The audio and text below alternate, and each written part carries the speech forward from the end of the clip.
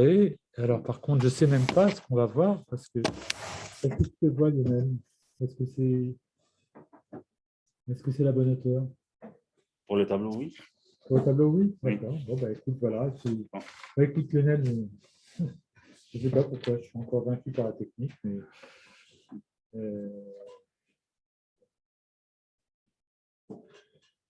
bon, je commence alors? Je t'en prie, oui, vas-y. D'accord. Bon, I will also follow in English for the second session. Oui. And this day we really have a non-French speaker, so it's quite useful. So this will concern the second part. Last week I presented some basic notion in ergodic theory, and what I want to do now is to see how it applies to construct some general models for categorical time series. And this model will, of course, cover the particular cases of binary or multiple binary time series, such as for the modeling of absence-presence data that I discussed during the introduction of the course. So this is the second part.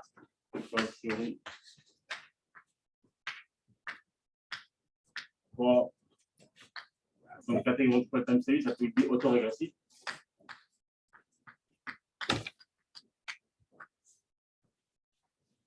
Categorical time series.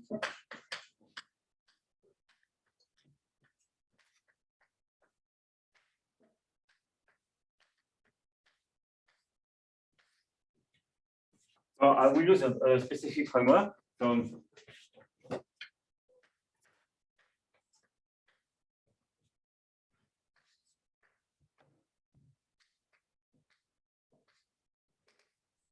I will use a state space called capital E. Finite set. I will consider a stationary process that I will denote by psi t.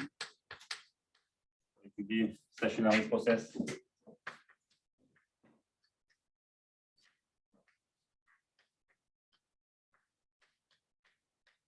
that takes value in R power something, so Rs, taking value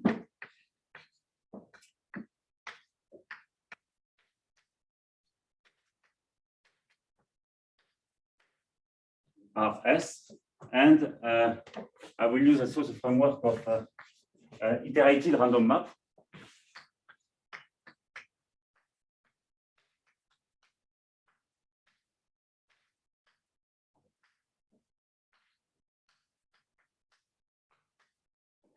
This means that I will use some random mapping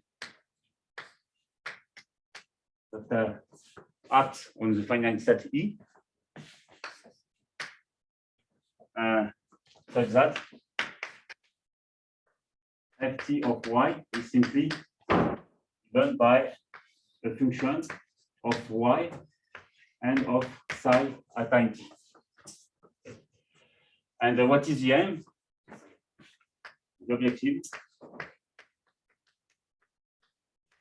is the following. We want to study some stationary solution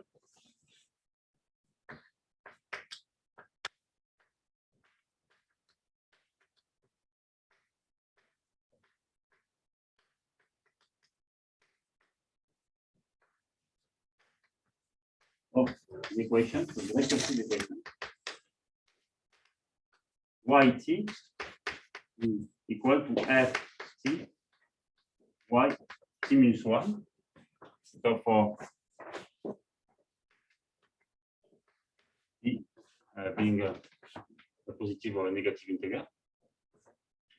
So this covers all what is needed for binary or multiple binary time series. Because if I look at the example, say yt equal to a function g of yt minus 1 yt minus p. So maybe I have to work with z. use this kind of p-order autoregressive process with some, say, some covariates at time t and the noise component epsilon t. Then what I simply do means that if I take some vector of successive value of the process, so zt minus 1 up to zt minus p plus 1. Okay. So it is simply equal to this function g of zt minus 1 zt minus p of t epsilon t. And then the other variable will be y zt minus 1 up to zt minus p plus 1. Okay, so I just copy the same values here, except for the first one, which is given by the autoregressive formula. And here you can see that you have this, if I call this yt, this will be given by something like ft of yt minus 1. Okay. So the yt minus 1 is simply given by this quantity, and here I have some specific coordinates with psi t equal to the pair xt covariate and the noise.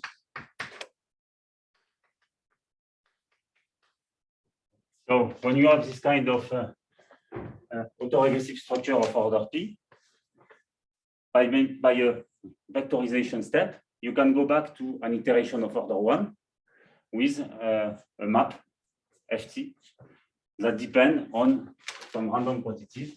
And here, these random quantities are given by the vector of the covariates and the noise component.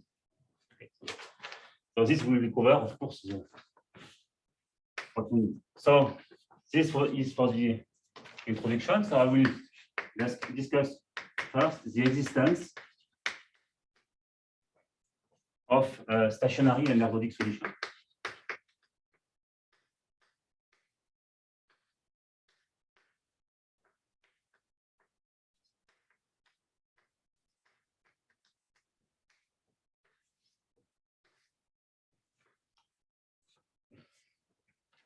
So I will give an intuition because maybe you don't know, maybe it could be the first time that you see this kind of what we call iteration of random map, but there are a lot of similarities with some things that you probably know. I suppose you already had a course on time series analysis. No, never. So there is something which is known. I will make this analogy. It's a very simple autoregressive process, linear of order 1, linear AR process of order 1. And I will give the intuition. So what is intuition for deriving the results? It's the following. So so it is an analogy with the AR1 process. So if yt is equal to, so it's not categorical this time, this first analysis, plus b, say xt plus epsilon t. So it is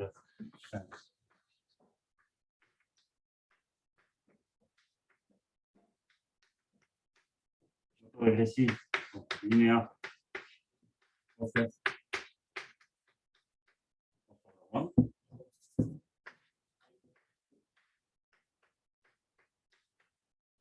So that if you already met this kind of process, you know that there is a stationary solution that can be written as an infinite series expression. It's a moving average. So if I iterate the map, so call this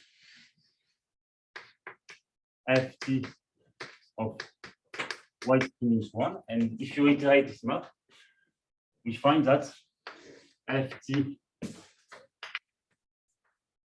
and I iterate, so I start at time t minus n minus 1 by an initial condition, and I iterate between time t-1 up to time t.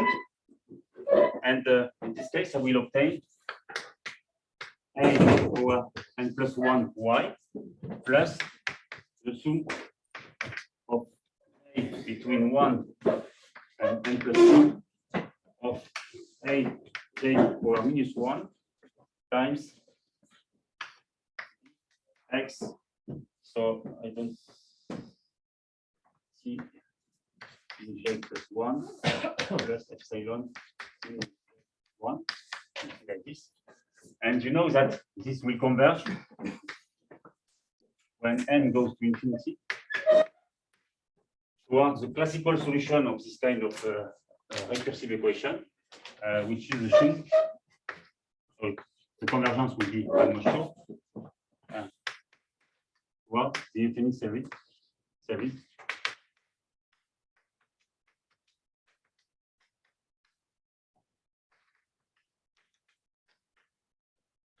By this expression. So if you already made this kind of process, you know that this is normally they did, because I proved that the example of R1 with Bernoulli inputs is a standard example of non-mixing process. Okay. So you mentioned this example in your previous course.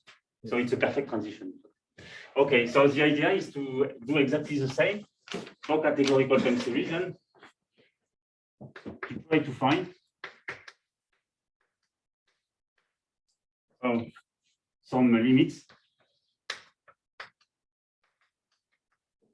for the sequence ft. So I start at time t minus n minus 1 by y, and then I iterate the map until time t. And you look at the sequence. And we will try to find some limits not depending on y. Make this kind of analogy. And if you remember the course of last week, I said that when I have an infinite function of past values of something which is stationary and ergodic, we still have stationary and ergodic process. And this is why we will try to construct this, because we will obtain directly also the ergodicity if we have something which is ergodic for the process psi. Okay, but of course here the process is non-linear, so we don't have a closed form expression of this limit of the iteration, and of course the argument will be different, but it is in the same spirit. Okay, so I will construct stationary and ergodic solution, and for another reason that I will explain later, I will construct something which is only stationary and not necessarily ergodic if the process psi t is not ergodic. So assumption 1.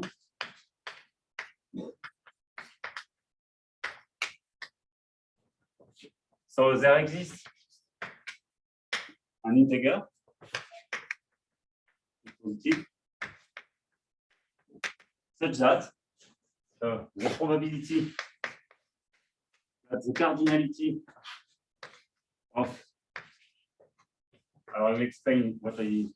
So this kind of iteration, I just will set this for simplicity equal to f between, I start to iterate I time t minus n up to time t. Okay, and then I assume that if I look at this quantity, it is positive. So where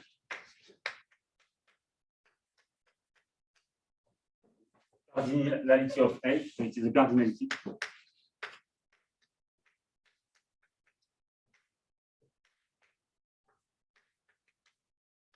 Of the set A. So what does this assumption mean? So it means that if I iterate sufficiently the map here n times, I will send all the points to a single point. That is, the cardinality will become to 1. So I will assume that after iterating sufficiently the map, all the points will give only 1 point. That is, all the paths will have a kind of coalescence behavior. I will just give an example after. And the assumption 2, which is a bit stronger, it is for defining some stationary solution, but not necessarily ergodic.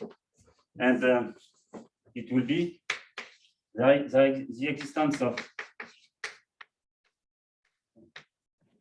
an integer such that the probability of the cardinality of all the points after iteration, the probability to get 1 point is positive, but conditionally on the history of the process psi. So where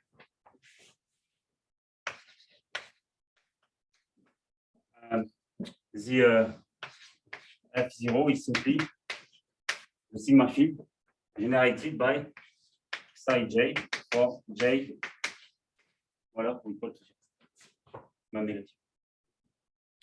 So this is a stronger assumption, of course, if you have this by integration. Okay, so it's really a stronger assumption here. So to I suppose that everybody has already had a course about the Markov chain, finite state Markov chain. So here it's good. So if psi is independent,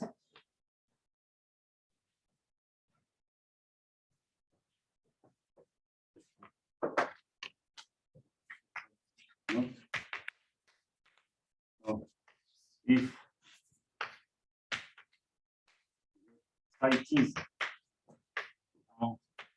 IID independent and distributed, so the process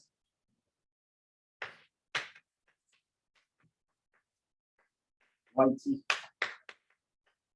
that YT is equal to FT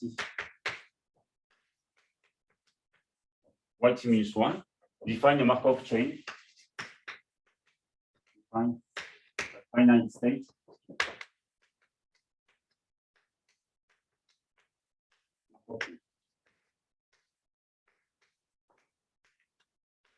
So of course, here we use an autoregressive representation of the chain.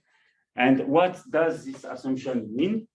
So if you have this assumption,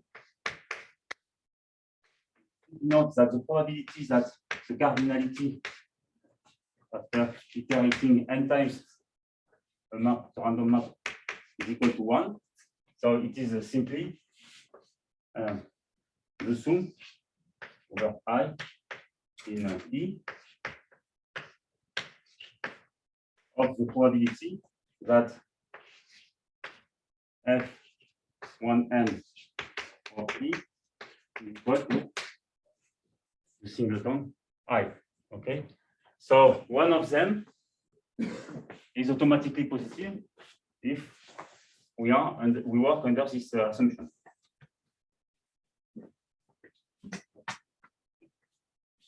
Assumption 1.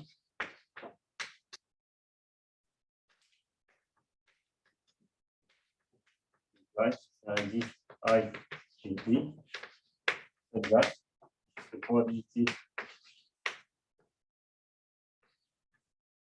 that the iteration of the maps the whole state on I after m step is positive. Okay. So for the Markov chain, it means that whatever the point that you have at the beginning, you will reach with a positive probability one state I, and the state of I. For this state, you know that you have a communication class in the vocabulary of Markov chain, and then this communication class will be closed. And since for the same aim, all the states will go to I, it means that on this closed communication class, the chain will be aperiodic. Okay, so this is a favorable situation for which you have a closed communication class on which you have aperiodicity. And this is a classical assumption that will ensure that there is a single invariant measure on this communication class, on this closed communication class.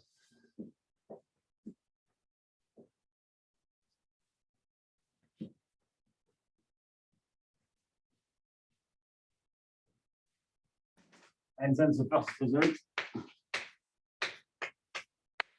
is the following. So if you have assumption 1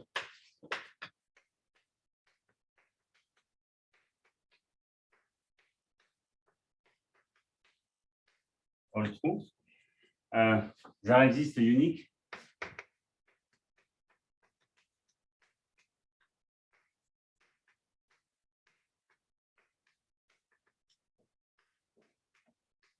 solution.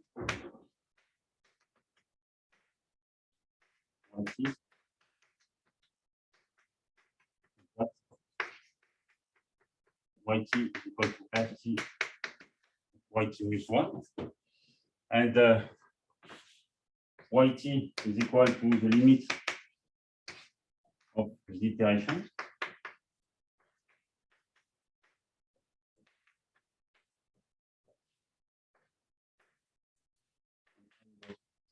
Infinity. Okay, and the limits does not depend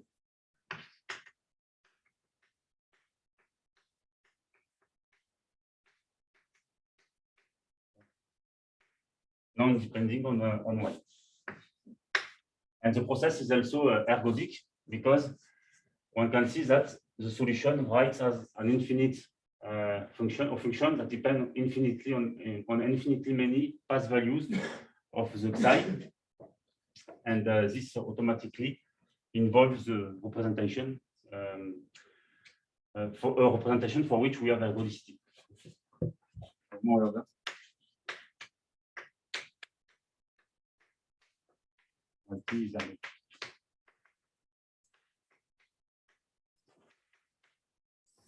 So this is the point 1, and the point 2, that if we have the stronger assumption 2,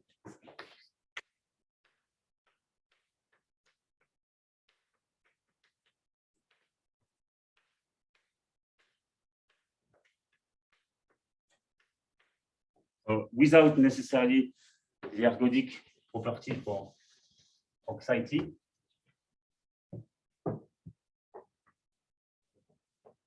I will say I forgot something, and psi t is ergodic. Okay.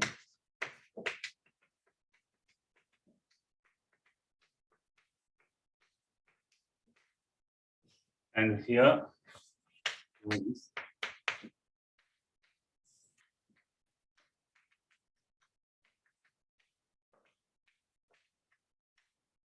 Unique stationary solution.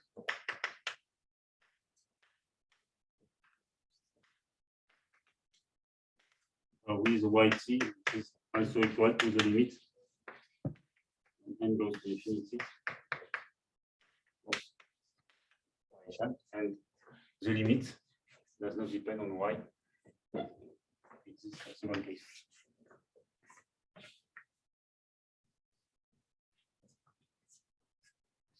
Okay, so I will prove this.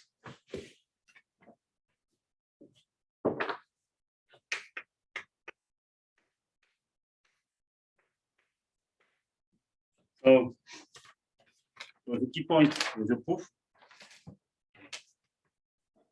following. So I will set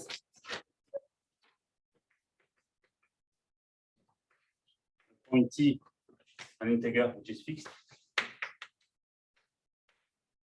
and I will denote by the event aj, which is simply the event, the cardinality of the iteration between up to time t minus j, but starting at time t minus j minus m plus 1 of P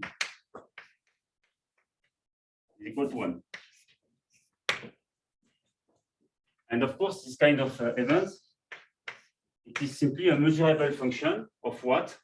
It is a measurable function of psi t minus j up to psi t minus j minus m plus 1. So what I want to prove is that if this assumption holds true, since this kind of event is a function of a measure of an ergodic process, this kind of event will occur infinitely many times during one pass, and I am sure that this event will appear. Okay, and this event will appear. It means that at some point, all the points after m step will go to exactly the same point. And when it is the case, it's no longer necessary to iterate more the map because we will get the limit. Here we have a process which is categorical. Convergence will mean that at some point the iteration becomes constant. There is a single solution to have something which is categorical for the convergence. So if you look at this kind of event, I will simply apply the ergodic theorem. I will just clean here. And so if I apply Birkhoff theorem,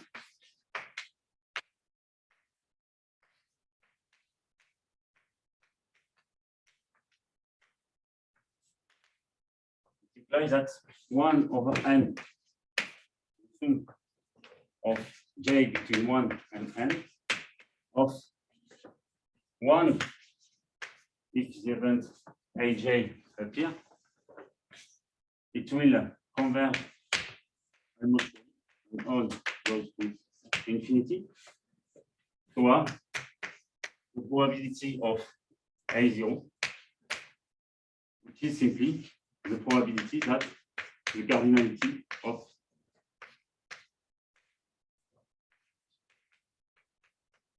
n successive iteration maps the whole state on a single point.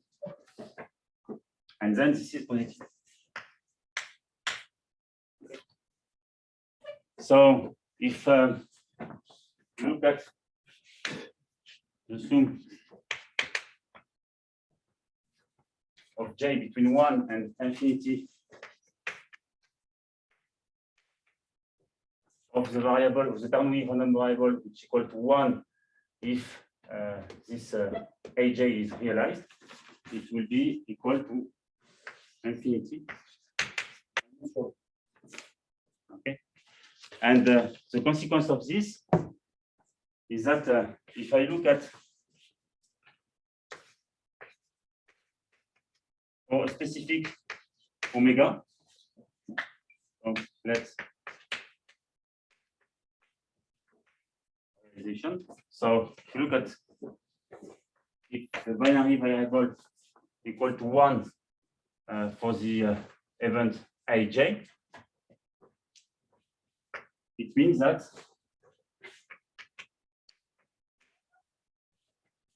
iteration between time t minus n of y evaluated at omega, so random quantity. So it is equal to f of t minus n of y0. So, and I take an arbitrary state y0 in B, and this is for all n which is sufficiently large, greater than j plus m. So I will just draw a picture to explain this.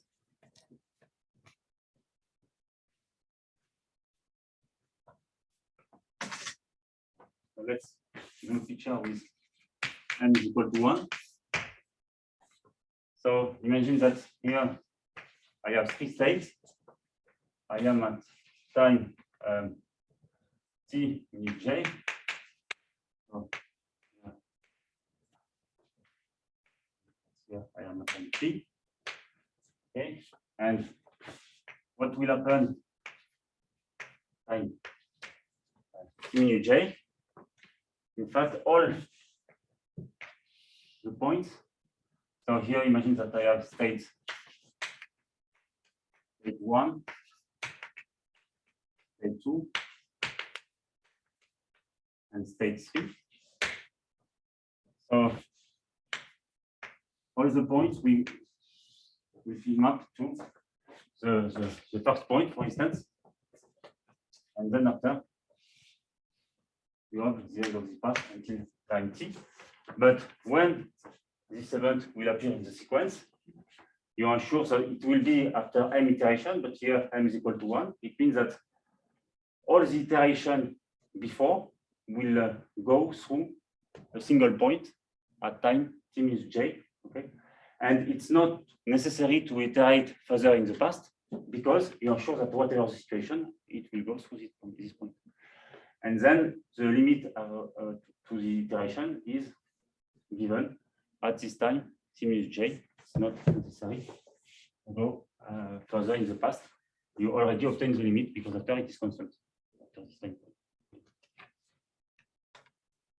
So you are sure that the limit of, so here say be compatible with so hence the limit when n goes to infinity of f minus n t of y exists, and that almost show it, and does not depend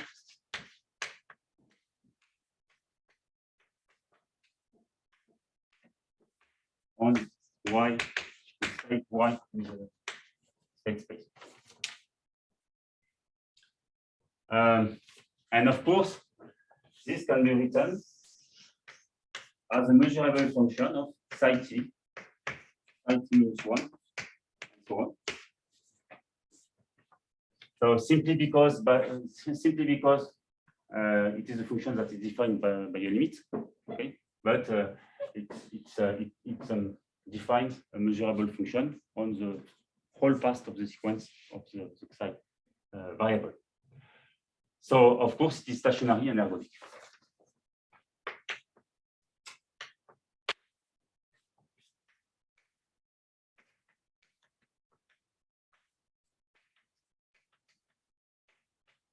Stationary and ergodic. And now if I look at, I will show that it is solution.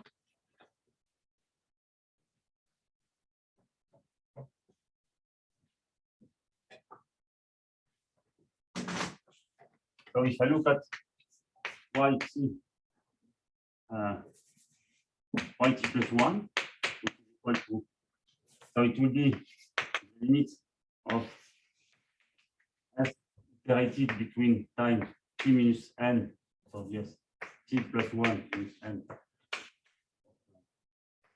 y when n goes to infinity, and this will be simply f t plus 1 minus n of y evaluated at omega. Okay. It will be constant if n is large enough. And this will be given by f t plus 1 composed with f t plus 1 minus n t y0 of omega. And this quantity would be equal to f t plus 1 composed evaluated at y t at point omega. So because yt of omega is equal to this quantity if n is large enough.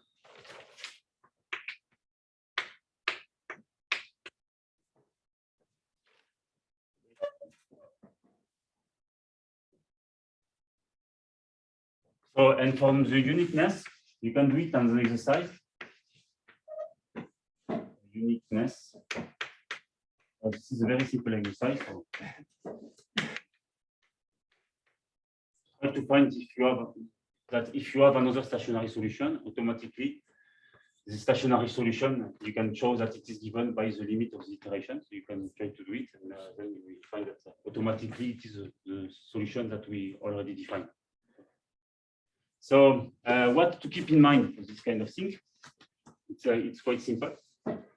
There was a generic assumption which says that if I iterate sufficiently the map acting on a finite set, all the points of the state space will be sent to a single point. Okay. From ergodicity, you know that when you iterate the map, this event will appear several times in the sequence. You look at the first time that this event appears. Okay. All the points are sent to the same point, and then the iteration are converged at this point. Okay. So this is really the very simple idea. But you will see that from this kind of idea, we can deal with many categorical time series models that were not studied at all using this kind of argument. Yeah. Can you repeat the uniqueness? Yeah, for the uniqueness here, you simply show that if you have something of the form yt prime is equal to ft yt minus prime, then of course this will be given by ft. So if I write it, I do this exercise. But, so it's simply this quantity. Here I simply iterated the recursion, and this is simply f t minus n of y t minus n minus 1 prime.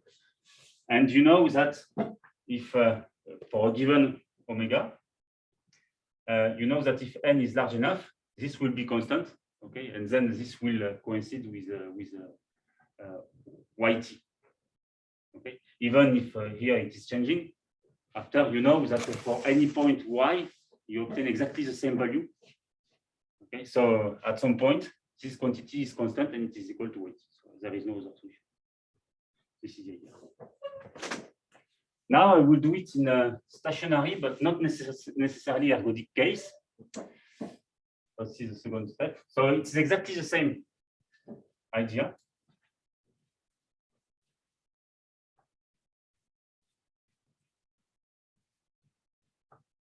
So the second part. So the idea is exactly the same.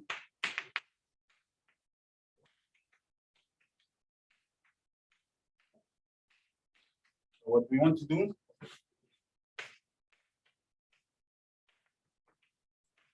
we want to get the analogs. It's exactly the same. This condition. So we want to get, I will write this condition star.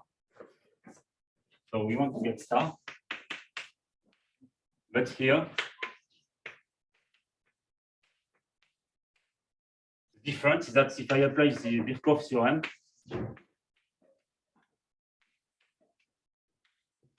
this will go almost surely when n goes to infinity. So towards a conditional expectation,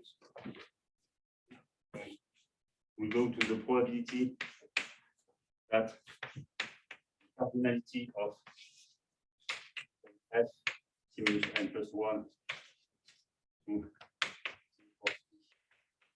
1, but conditionally on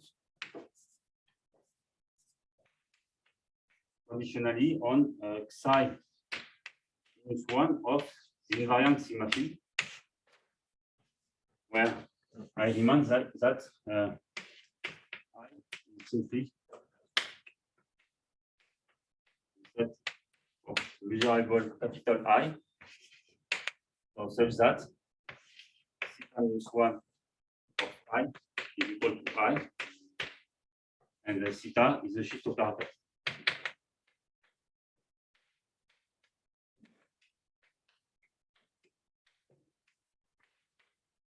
So we simply have to show that this probability, so I will write it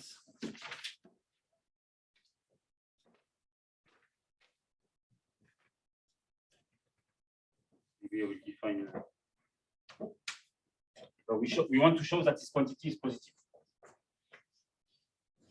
And this is the question. So positive almost surely. If it is positive almost surely, the proof is similar. We automatically get star, and the end of the proof is the same. We know that if I iterate the map, I will also have a kind of coalescence property. Okay, so to show this, we will use some things that I did not prove last time. So it's the inclusion of the invariant set in the tail sigma field. So what is called the tail sigma field. So one can show the following property using approximation by cylinder set, as I did many times during the last course. So we use the fact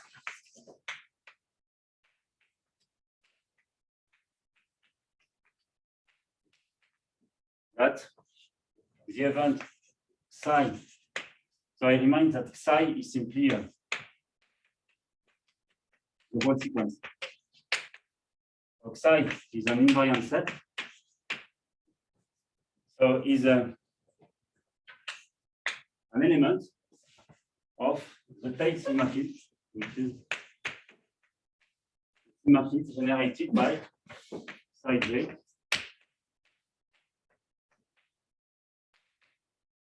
So we look at all the random variable before time minus n, and we look at the intersection of all this sigma field. So this is called the tail sigma field because it contains only information towards minus infinity. And it is possible to show this using an approximation of I by a cylinder set. So we did not prove it, but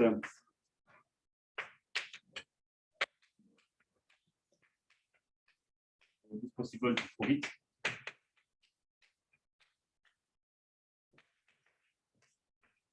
By approximating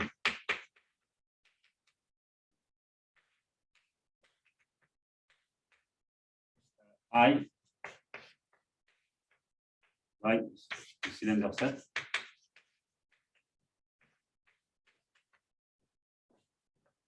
So we will admit it, it's not a problem. So in the reference that I give about the book of Jean-Baptiste Samorodinsky, in the chapter 2, it is proved explicit. Okay, so now, if I look at the expectation, in fact, the probability of the intersection between A0 and the event psi in I.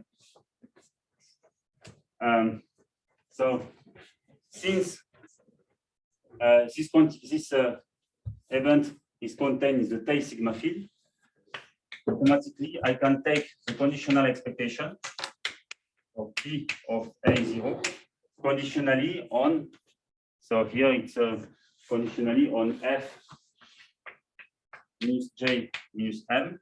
So this is due to the definition. So maybe it's yeah, FA0. So you remember, I should take something which is T minus M. Okay, so it is here, T minus M. M, and 1 if psi is in I. And so this is because this event is contained in the sigma field that is contained in this sigma field.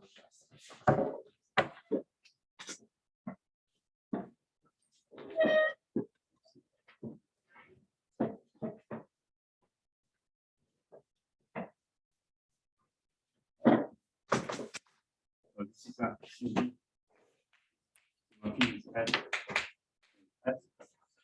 and we also have the expectation of the product of indicators. So which since we are in the invariant sigma field, it is of course also the expectation of the probability of A0 given by this balance sign one of I. One if psi is in I. Okay. So we know that this is a positive by assumption. I'm not showing. And if you take, for instance,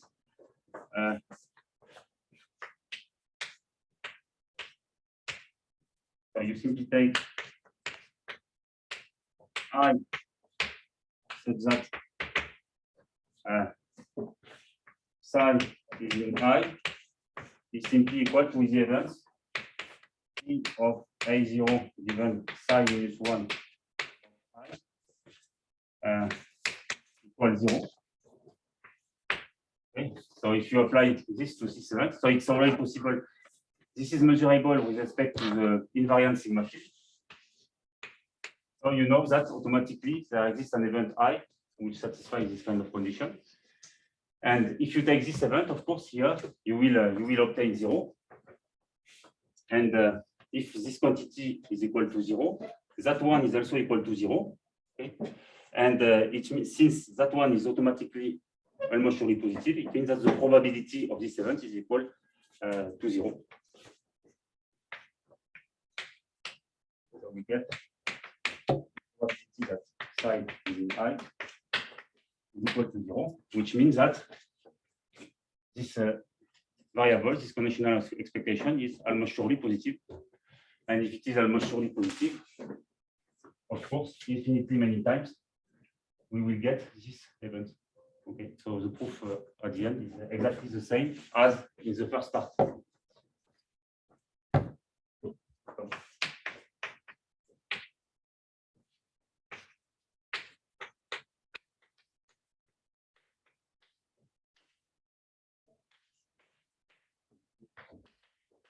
I'm not sure. So therefore,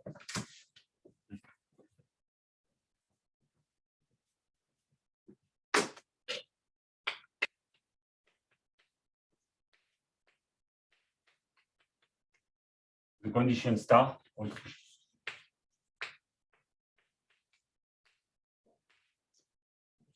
So this finishes the proof. So there is a bit of manipulation in the non-ergodic case, but what you should keep in mind is only the first case. How this condition entails that you make a coalescence when you look at this backward iteration, and that this condition is sufficient to define a limit. Only the first part is interesting to simple technical. Okay, so now let's see some examples. So I will start with the binary time series.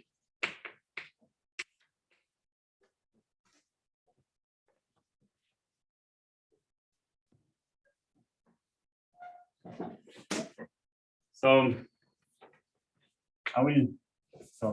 binary time series.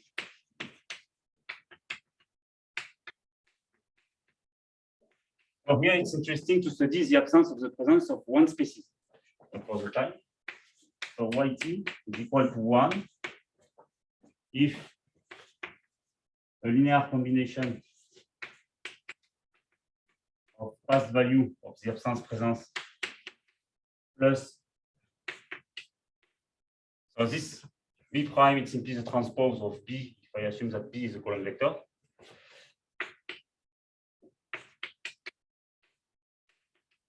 Plus epsilon t is positive and 0 otherwise.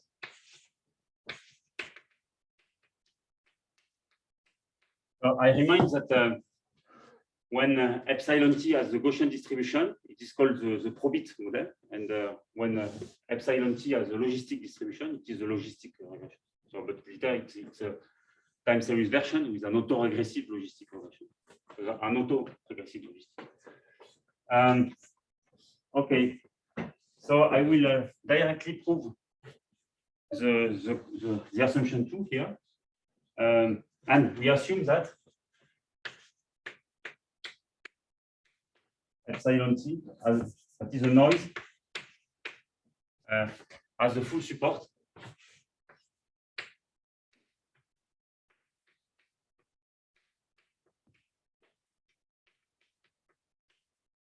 For instance, with a probability density that is a positive however. And epsilon 0 is independent of all what happens in the past. That is of x0 and also all what is contained 4 times -1. So where f -1 is simply the symmetry generated xj and epsilon j. J smaller than -1. Okay, and of course, the process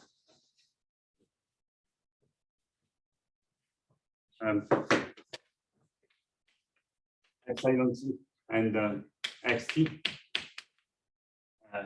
is stationary.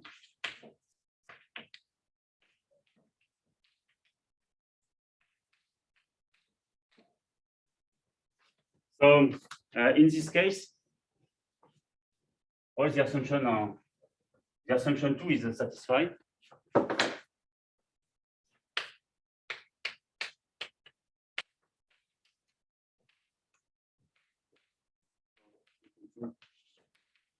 Is satisfied. So why it is satisfied? Because if you go back to the autoregressive representation, I told you at the beginning that when there was a p-order autoregressive categorical time series, you can go back to an iteration of order 1 by the vectorization step. Okay, so you remember it is at the beginning of your notes. So here, if I look at the probability to map all the points, so I will take m is equal to p plus 1. And if I look the probability of mapping all the points in a single point conditionally on what happened in the past, this is what I need. This will be given, this will be greater than the probability that for all t between 1 and p, the epsilon t is greater than b prime x t minus the minimum value over all the binary outcome of the sum x between 1 and p of ij, yj. Okay, and I forgot conditionally on f0. Okay. So why we have this? Because if we have this intersection of events for time t between 1 and p, what will be, whatever the previous value, the next value will be 1. Okay, this is simply because yt is equal to 1 if we have this condition. But if we have this condition at time t is equal to 1, automatically the first value will be given by 1. Okay, and then if I have the intersection between t for t between 1 and 2, you will produce another one. And if you do it p times, you will produce p successive value 1. And of course, when all the values, if you have p successive value 1, after the next value can be automatically, it is the same value for the next step, okay? Because all the value of the regressor are automatically determined. And then if this condition is satisfied, okay? And what you have, use the independence property. So call this event, you call it dt. Due to the full support assumption and this independence condition, So we know that the probability of BT conditionally on FT, and so FT minus 1 and the information generated by XT. So it is positive by assumption.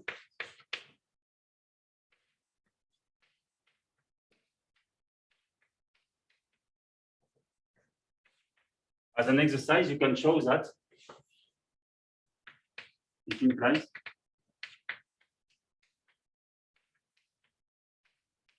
that the probability that the intersection of BT given F0 so is positive.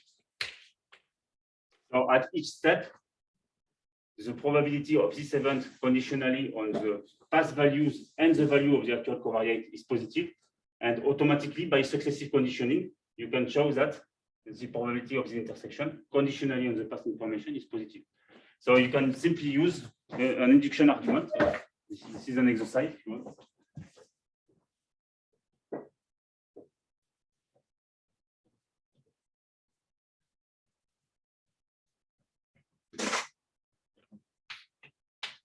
One can prove it.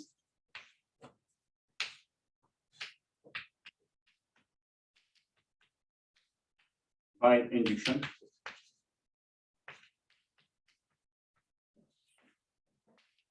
On P, okay, you start with P is equal to 1, you find it, and then after if it's true for P events, when you look at the you iterate more, it is also by induction. So it's typically a successive conditioning effect using this assumption, which is justified by this kind of full support assumption and this independence condition.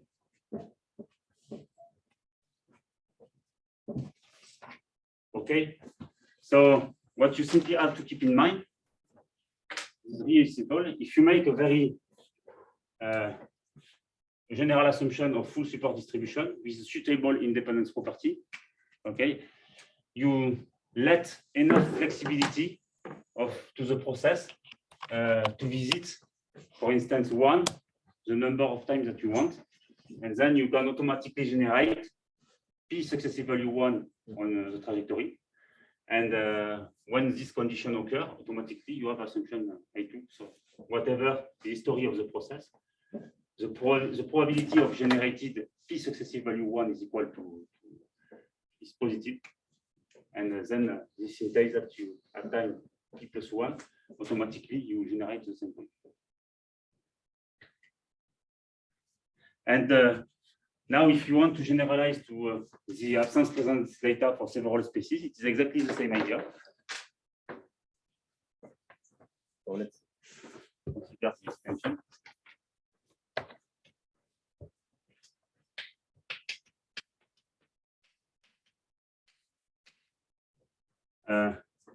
If you look at the YIT is equal to 1 if, say, we'll call it lambda IT plus epsilon IT positive and 0 otherwise, where it's when you look at k spaces at the same time, and where lambda t is simply a linear function of past value of the binary vector. So here I can simply assume that YT is equal to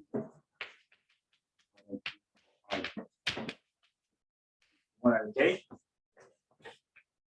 Okay, so plus a matrix times xt plus epsilon t. No, and you do exactly the same.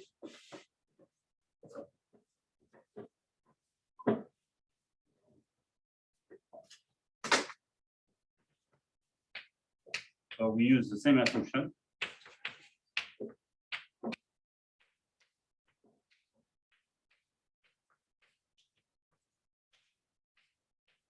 with a full support assumption.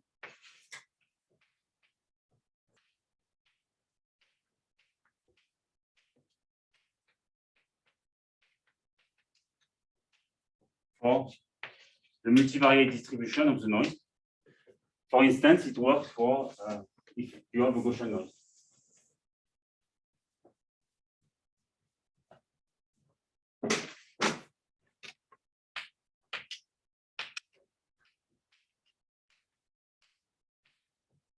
So epsilon 0 is the multivariate distribution of dimension k, and with mean 0 and covariance metrics are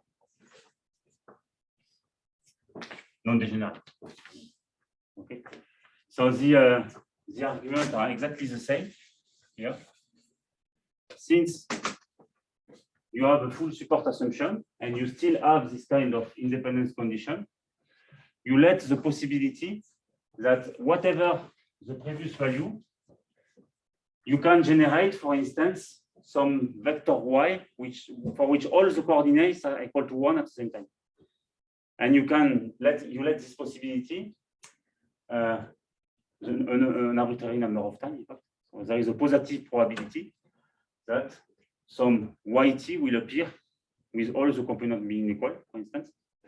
And then you can show that you have the same result for m is equal to f. So this is the idea. So when you have a full support assumption plus the independence conditions that are written here, is it's sufficient to satisfy for the assumption to be satisfied. Okay, so now I will just discuss about the inference of this.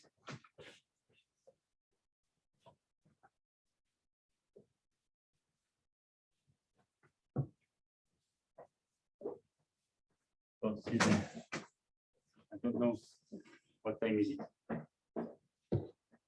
Okay, so it's I don't know if I make a break now. What do you think? We have time. We can do 10 minutes of break if you want, and then I don't know. What do you want? You can vote if you want by putting your hand up. If you want to make a break, if you don't put your hand up, I consider that you don't want. No.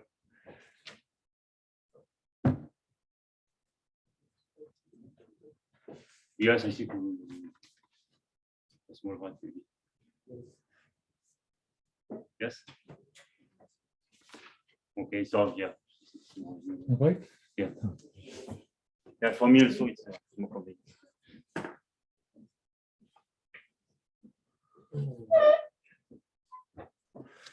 Voilà. On enregistre. Alors, so yes, so we will start again. So just a word about the estimation. So I will start with the example of finite time series.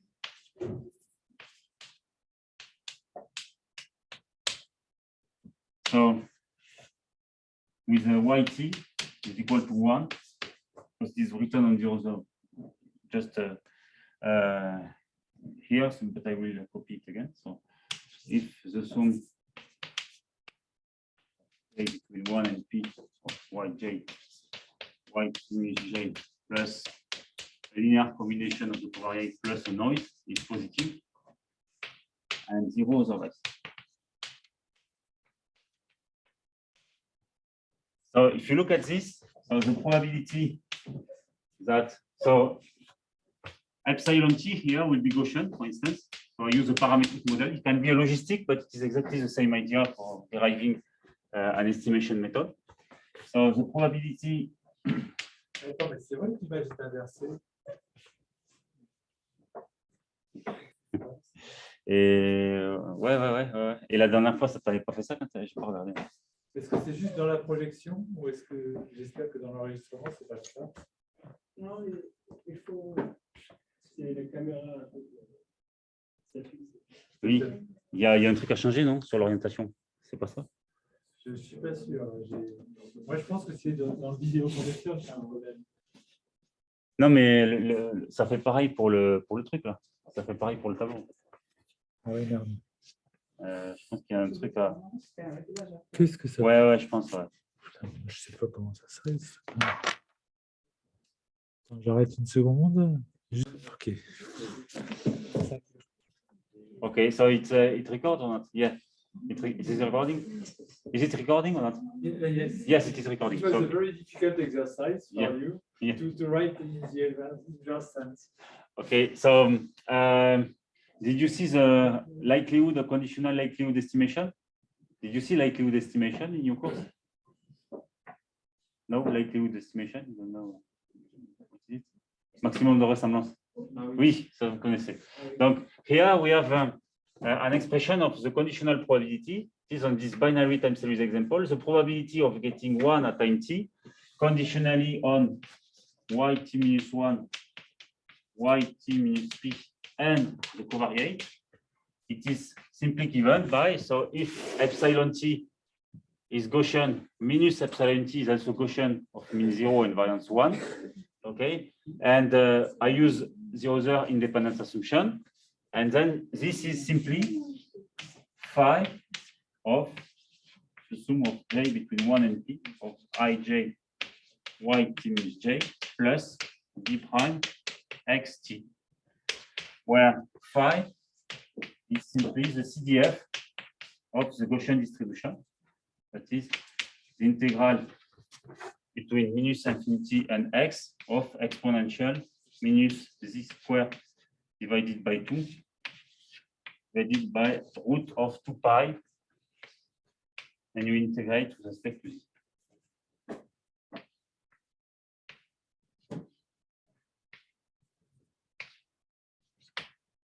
Okay, so the conditional distribution, it's conditionally on pass value and of the conditionally on the covariate. You have a Bernoulli variable, and for which the probability of success is given by the CDF of the standard Gaussian. Okay, so we apply a general idea in likelihood estimation. So I think it's not possible for me to go there, so I will stay here. And what we simply do, I will just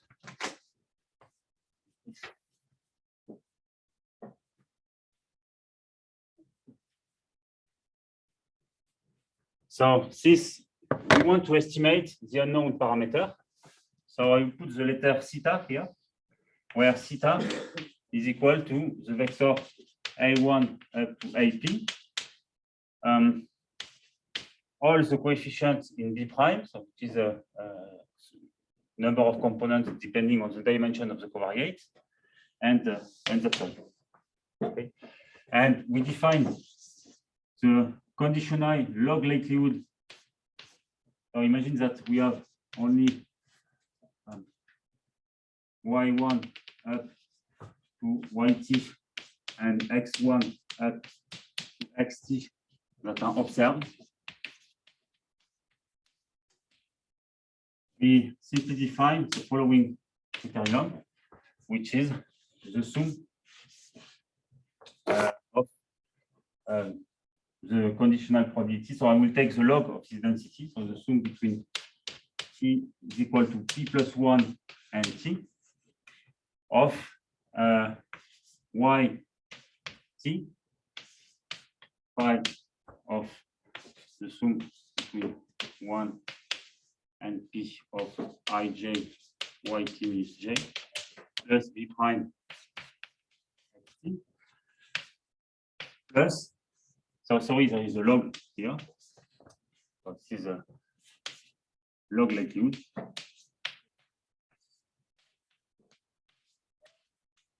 It is in fact conditional on the path value, plus 1 minus yt times the logarithm of 1 minus phi of the same quantity, which is given here, and here it's closed.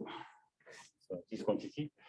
So if you look at the conditional log likelihood model, you obtain this kind of equation from the expression of this conditional distribution.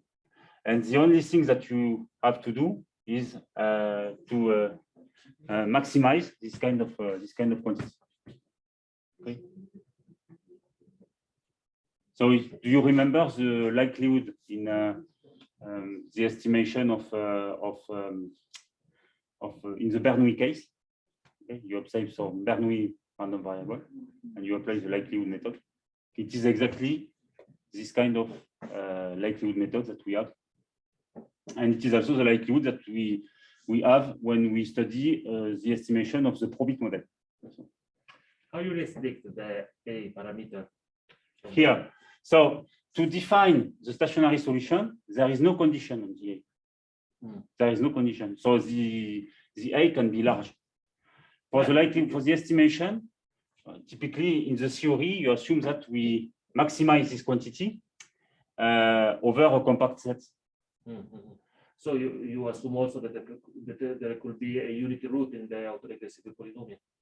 Yes, yes. Here, what is usually called, because in fact the unit root, it will be inside the indicator. So it is not the classical effect of unit root. There is no unit root in fact in this process.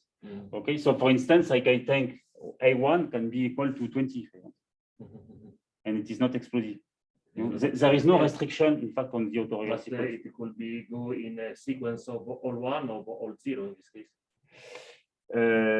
Yeah. At some point, due to the assumption, whatever the coefficients here, you can always come back to a given site. You can always generate the sites that you want, the values that you want. What it could be different, and it is really different, and it is also studied in econometrics. It is so I will just. It is another type of model. You have this kind of quantity. For instance, you have, say, yt is equal to 1 if, say, b xt plus epsilon t is positive and 0 otherwise, with xt is equal to xt minus 1 plus eta t. So here you have a unit root in the covariate. Okay, and of course here the estimation is much more complicated, but it is a non-stationary. It will be non-stationary.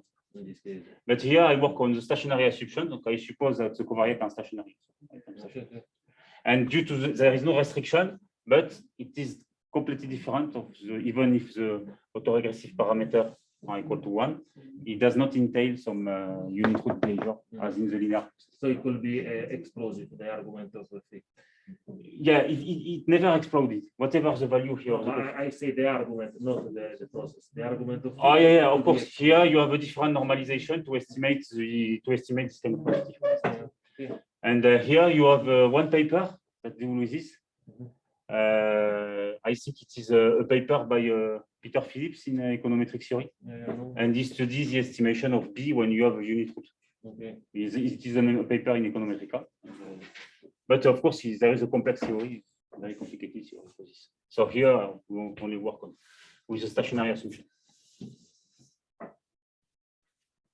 So what you simply do here, if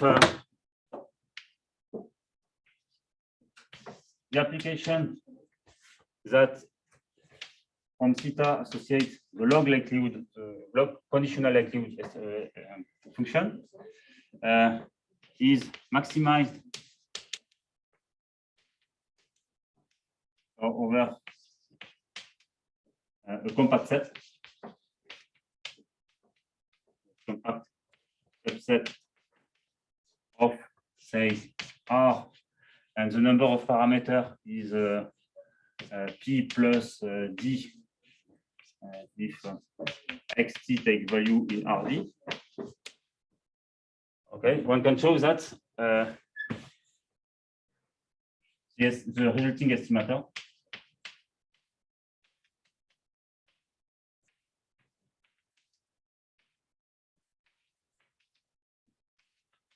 is consistent. So what does that mean that the estimator is consistent? You remember in statistics? When I apply, for instance, likelihood or conditional log likelihood method, I optimize the log likelihood function, then I obtain what I call an estimator. Okay, it will be given by the maximum of this function over theta. So I obtain an estimator, and the resulting estimator is consistent. It means that it will converge towards the true value of the parameter from which yt is generated. Okay, and the convergence can have different forms. We can have convergence in probability. We call this weak consistency in statistics. And there is also the almost sure convergence of the estimator, and in this case, it is called strong consistency of the estimator. Okay, so if you have a course about statistics, you probably know this. And here, to prove that we have convergence of this estimator toward the true value of the parameter that generates yt, so yt's, only the ergodicity is necessary. That is when we show that there is a unique ergodic solution with standard arguments, the same arguments as for IID data, one can show that the estimation is consistent. So it is automatic for this model. So the main difficult part was to prove that there exists a stationary solution. And then if you have a stationary and ergodic solution, you can apply the law of large number. And if you have this law of large number, some standard argument yields to the consistency exactly as for IID data. So there is not a lot of things to prove after this. Okay, so for the maybe I will switch to so I don't remember how to switch. Okay. Si tu regardes à droite, ouais. Ok. Ah oui. Alors c'est contrôle, non, c'est pas contrôle L, c'est max.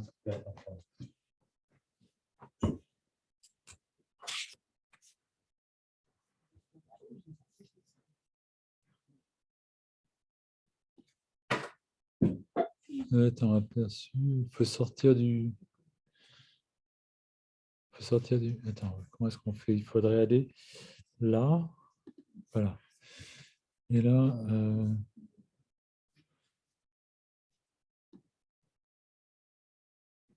Ensuite. Comment est-ce qu'on peut faire pour passer en plein écran là?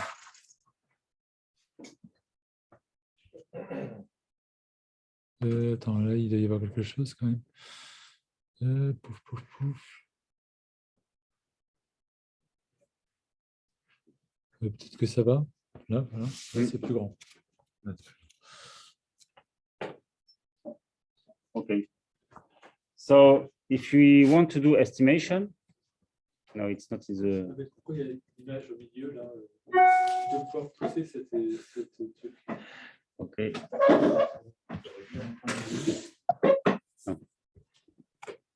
And here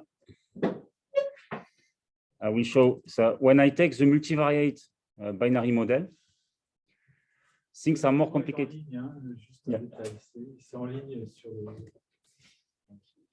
Yeah. So now I detail the conditional distribution and then the log likelihood when k is equal to 1. So that is the series is binary. Now I will detail exactly the same, but when there are k spaces at the same time, that is, we have a multiple binary time series, as I showed you before. So here it's more complicated. You have a Gaussian component, but it is multivariate. And if you want to evaluate the probability to obtain a specific realization vector of 0, 1, okay, which is S, the probability to get a value conditionally on the available information, it has a quite complicated form because so here the what is called lambda on the slide is simply this quantity.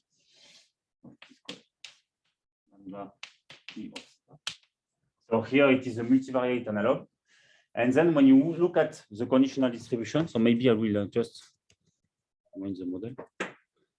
Okay, so the model is that one. Okay, we have a multiple binary time series with a linear combination of past value of the multiple binary series plus a linear combination of the covariate, which is called lambda t.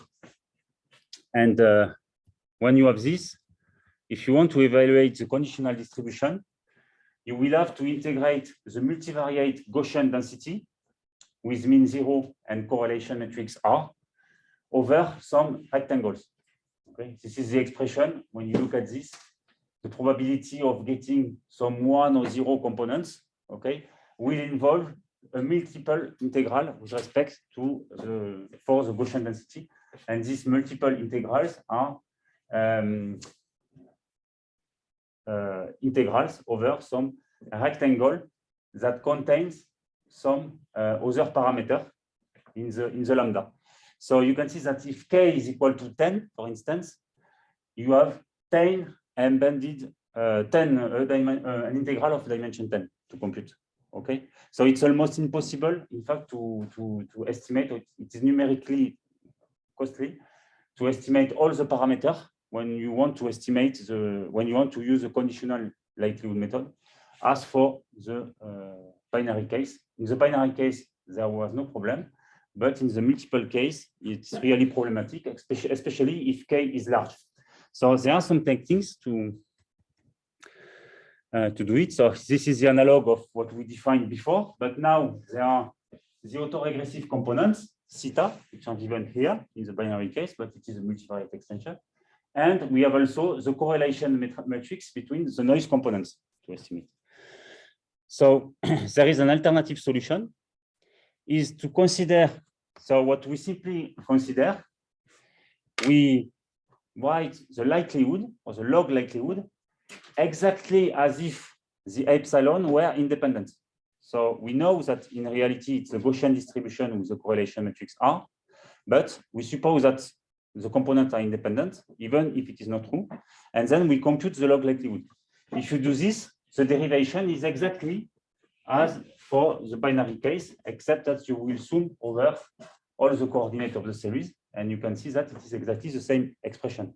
And here, what is interesting is that you can estimate this quantity, you can maximize this quantity for each I separately, because for each I, it does not involve the same parameter. For instance, for I is equal to 1, it will involve D1, it will involve the first row of ij, and then the first row of B. For I is equal to 2, it involves D2, the second row of the ij's, and the second row of the B. Okay, so you can fix I and maximize this quantity for which you evaluate the sum over all the time points t. And in this case, you avoid the computation of the multiple integrals, and it is possible to show that we still have consistency. Okay, so when we work under a wrong assumption, which is a specific assumption that is not necessarily not necessarily satisfied in general, it is called pseudo likelihood estimator. I don't know if you already have this, but at least you can estimate all the regression coefficients here by this simple method, avoiding the computation of the multiple integral. Okay, exactly in the spirit of this. There is also another trick to estimate the correlation matrix. It is explained after. I think I will skip it. I will not explain it now. I will just go back to the initial screen. So what should I do now? I should to the board.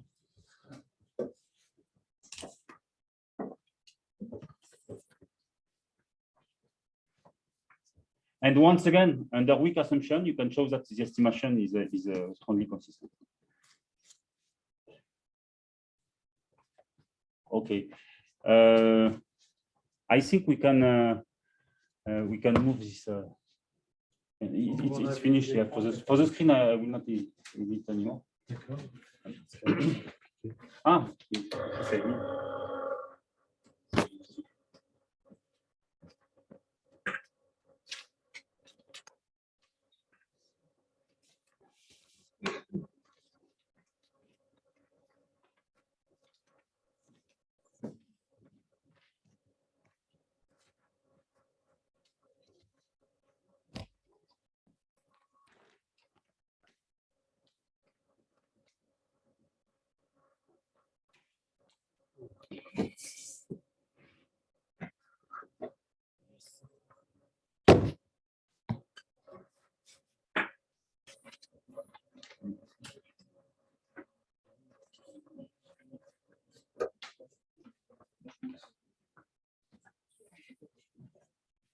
Okay, so this was for the estimation, and at least when we have one ergodic path, now I will study the estimation.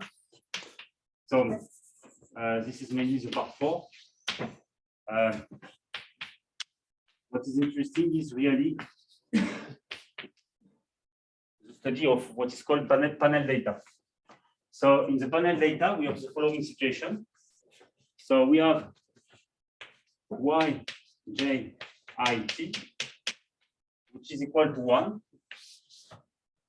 if lambda I, t, j plus epsilon j, I, t is positive and 0 otherwise, with lambda t is equal to the sum over L between 1 and P of AL y t minus L plus xt. Okay. And we have k spaces.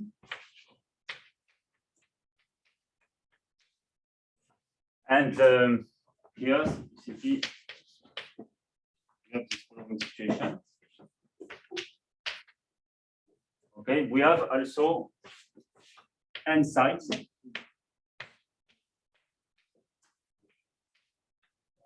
That is the number of observation sites.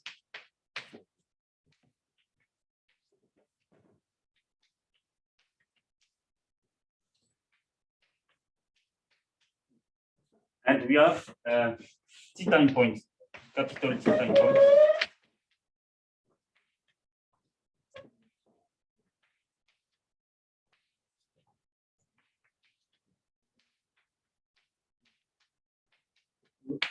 Sorry, let's take this. Yeah. Why the S variable could be make the model with the S variable inside the xt matrix, like a dummy variable? It could be a good. You try this or no? No. For this step, no, because I want to. Okay. I want to make a theory for the example that I showed you during the first course. That is, you have some variable which are specific to the observation site. Okay. For instance, it was some study of water birds using some survey for some ponds, and you have several variables that are time fixed. That is the characteristic of the ponds. Okay, for instance, the area of the pond, the vegetation index on the pond. So these are fixed variable, Okay. a fixed part. And there was a time varying part, which was the absence of the presence of other possible species in the ecosystem. Okay, so I will write this. So typically, we have several observation sites, and at each observation site, we observe one time series, which is multiple binary, and which represent typically the absence of the presence of some species in the ecosystem. For instance, it was in the first one of the first slides in the course. I show you an example with I discussed an example with some water bird, and for which we have several surveys for different observations. So here, what I want to do is simply to study the situation where x I j is simply equal to j and w g t. So this is the time independent covariate part of the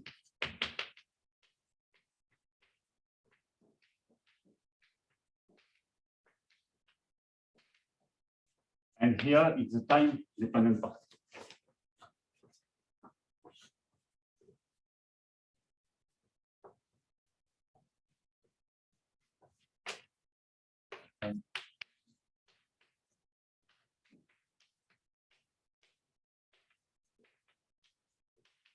And part of the covariate. Okay, so here I remind that here you have some characteristic of the site, and here, for instance, the absence of other species than the species under study. What is difficult here? the objective is to estimate the parameter. So now you have n time series, okay? N time series of length capital T. And if you take in account of all this information, you should expect a more accurate estimation of the AL matrix, of the B matrix, okay, with respect to a single time series, okay, because you can use more information to estimate the parameters. And what is the objective? The objective is to make inference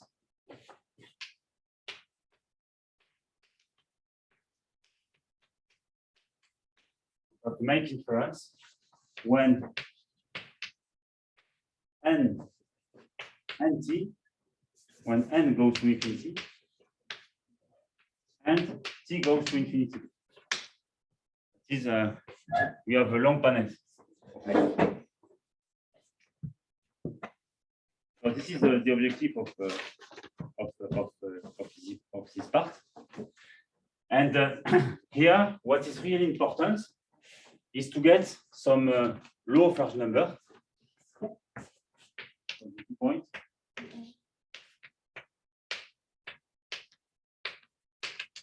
To get the law of large number.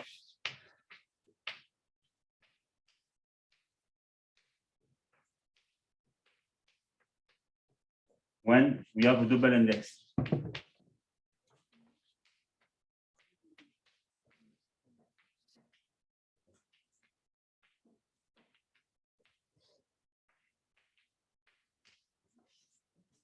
Double indexation.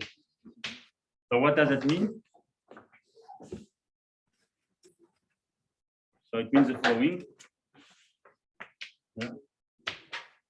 1 over nt of the sum of j between 1 and n, and the sum of t is equal between 1 and capital T of something called, say, h, j, t. Okay, it depends on the conversion to the expectation when both n and t goes to infinity. Okay. So what n and t goes to infinity means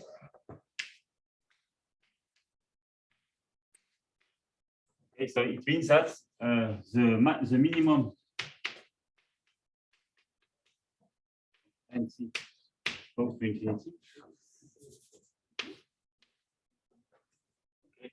And the limit is understood as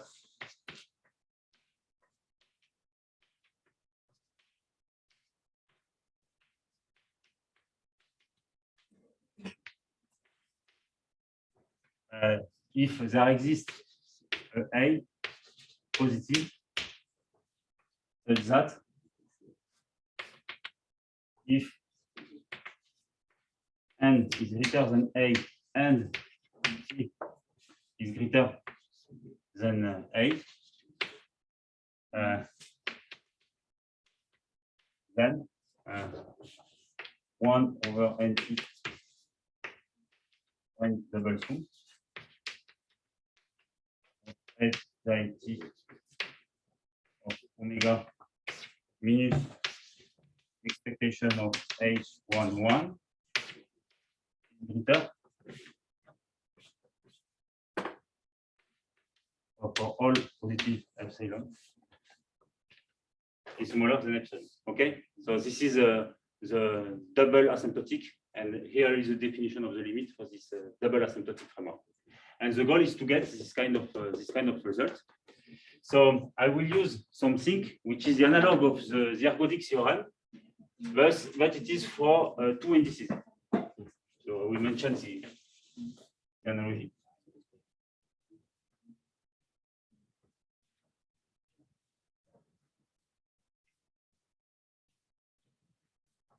So here is the result.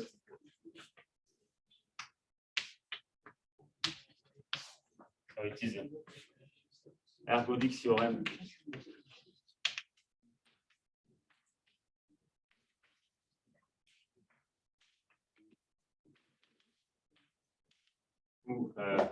with two measure preserving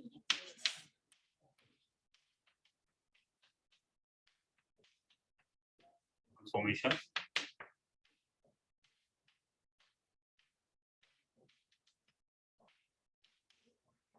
So what is we consider a measure mu is a probability measure on f power z2, that is the set of sequences with a double index with value in f. With, f is, for instance, a Gaussian of R. Okay. And we consider the two applications. So theta 1, theta 2, which acts on fz square. And now we have two shift operations. Theta 1 at the sequence x, it will associate x, j plus 1, and t.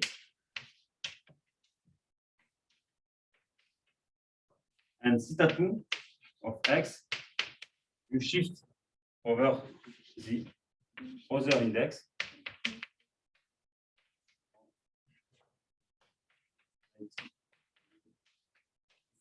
So this time, when we were in the with one index, there was only a shift operator. Here there are two shift operators, one for the first index and the other for the second index. And what the ergodic theorem say? So we assume that theta 1 and theta 2 preserve the measure mu.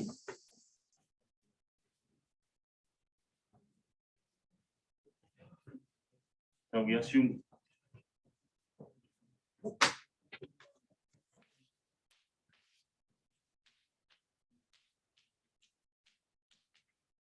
that mu theta I minus 1 equals mu for I equal 1 or 2. And the integral, so we take a function for which we have something a bit more restrictive than integrability. It is f log x log x integrable in this sense. Okay, so with f z square, which take real values. Okay, with log plus of x is the maximum, if is the logarithm of the maximum of x and 1. And if we have this, then we have the following result: 1 over nt, the sum of j between 1 and n, and the sum of t between 1 and capital T of the composition, following composition. It goes mu almost surely towards a conditional expectation. And this conditional expectation is over the intersection of two invariant sigma fields corresponding to each transformation. So I take, say, I1 and the intersection with I2, okay, with yi is simply the set of measurable set A, which are invariant with respect to summation theta I. Okay, so this is the the importance theorem, which is the analog of the ergodic theorem, when you have two indices. So now take the following situation, so which is the first situation of interest. It's not the most general, of course, but it is already interesting. So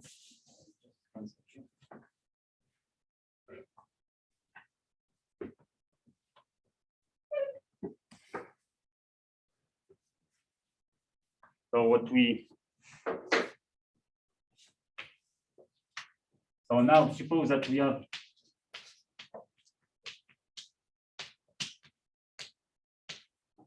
a double index IT for IT in this square, and such that so the processes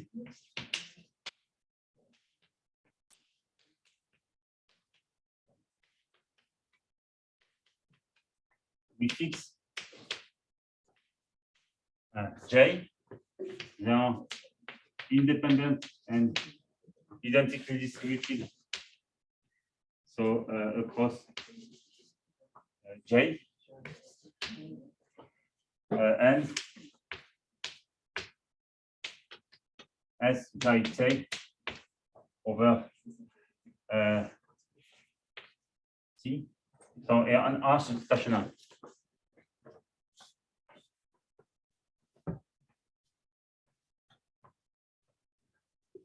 And stationary.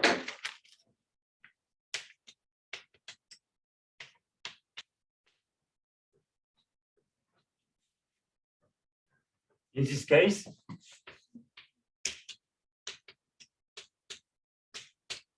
so the shift operator theta 1 and theta 2 preserve the probability distribution of H, and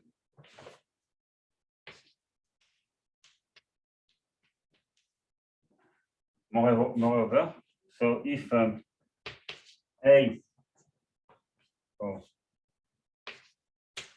the intersection of A1 and A2, then the probability of this set is in 0, 1. Okay, so the intersection of the two sigma field is trivial, and the expectation become an expectation. So in this case, the expectation of mu, so this is a expectation of F conditionally on A1 is simply, in fact, the integral of F with respect to mu, which corresponds to the expectation.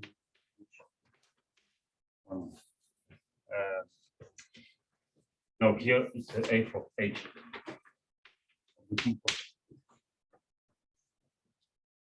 Okay, so in this case it works, and so it's possible to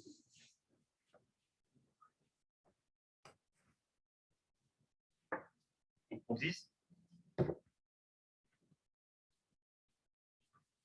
And for the proof, what you simply do, you look at the probability that H is in A. So it is also the probability, so we will use the independence. So it is also the probability that H is in A and H is in theta 1 minus n of A by the measure preserving property of the shift. And if A is a cylinder set,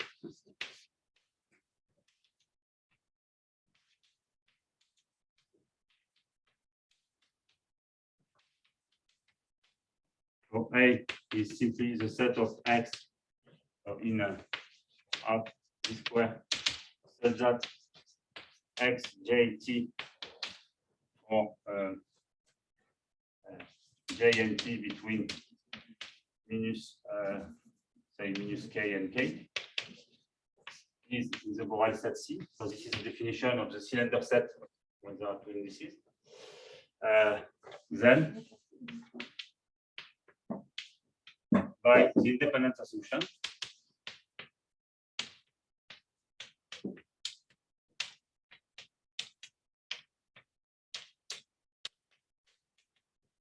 you can show that this probability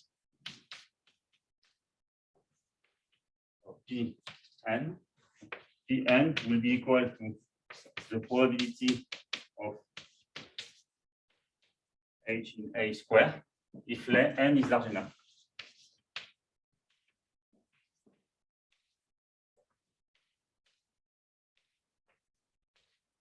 Okay, so this is by independence. And then if you approximate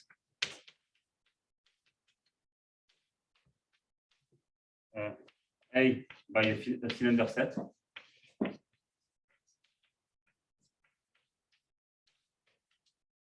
in fact, you will get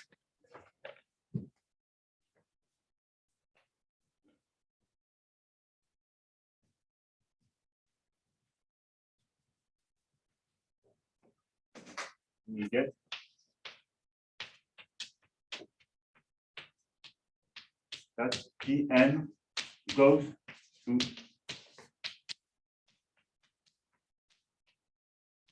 square of the probability when n goes to infinity, and then you can conclude that the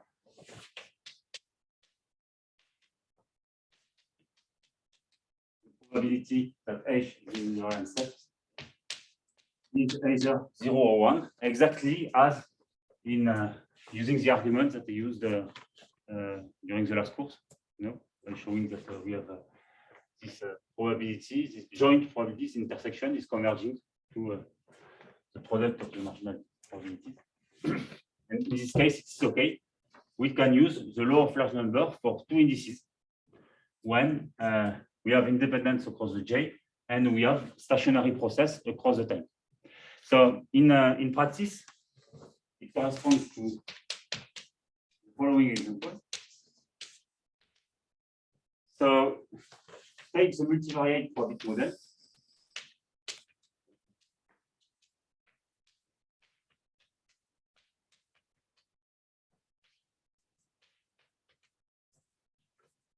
Observe at different sites. Take the decomposition of the covariate with this things which are not time dependent, and the part which is time dependent. And so you can simply assume that so we have the x epsilon tj are independent IID across G and stationary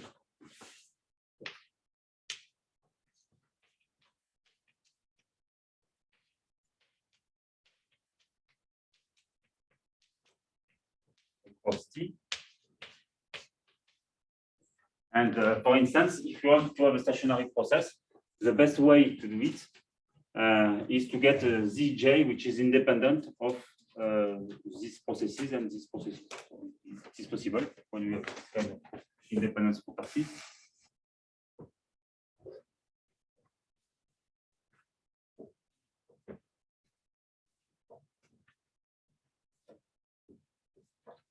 And we also get the law of number.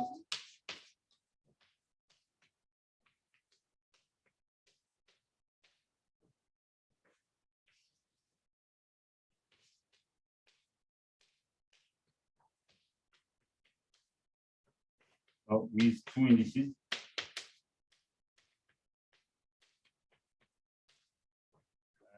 In this case. So now if you use the analog of if we use the analog of the log likelihood estimation, for instance, in this case, okay, so you have different time series, okay, you consider that all is independent across the J, so that you have exactly the same kind of properties across the T, as for the model that I presented just on one step. You can apply this law of large number, and you can justify that all the estimation will be consistent. Okay, but here what you can just see is that across the T we are stationary, but we are not ergodic because we have a non-time varying part, and this from this property, it was necessary to define something which was stationary in time. It is possible, but it can almost never be ergodic due to the presence of a non-time varying factor. Okay?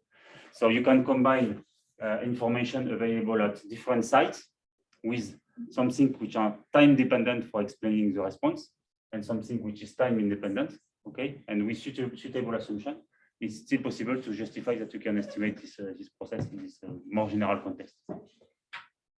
So I think that I will stop now because it's 5 past 10, so I think it's sufficient. So thank you. I stop the video. Yes, okay.